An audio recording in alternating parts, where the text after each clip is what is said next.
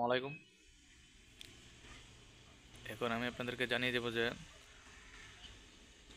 আপনার একটি মাত্র ভুলের কারণে আপনার বন্ধ হয়ে যেতে পারে আপনার রোমিং করা সিম কার্ডটি। ঠিক আছে, মানে আপনার রোমিংটি বন্ধ হয়ে যেতে পারে শুধুমাত্র একটি কারণে। কী কারণে বন্ধ হতে পারে তা আমি আপনাদেরকে জানিয়ে দেবো। তো যারা যারা আমার চ্যানেলটি সাবস্ক্রাইব করেনি অবশ্যই আমার চ্যানেলটি সাবস্ক্রাইব করে দেবেন ও পাশে থাকা বেল বাটনটি বাজিয়ে দেবেন। তো আপনার শুধুমাত্র একটি কারণে আপনার সিমটি রোমিং করা সিম কার্ডটি বন্ধ হয়ে যেতে পারে।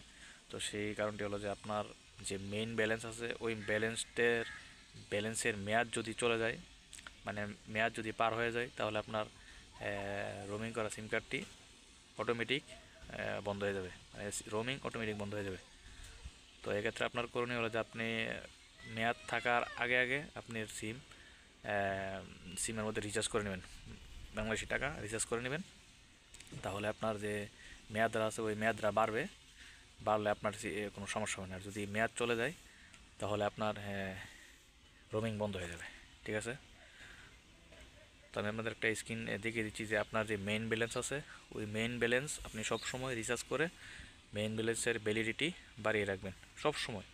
ঠিক আছে, তো এভাবেই আপনি আপনার রোমিংটি বন্ধ হওয়া থেকে বন্ধ হওয়া থেকে বাঁচাতে পারেন। তো যারা যারা আমার চ্যানেল সাবস্ক্রাইব করেন অবশ্যই আমার চ্যানেলটি সাবস্ক্রাইব করে দেবেন। সবাইকে অসংখ্য ধন্যবাদ।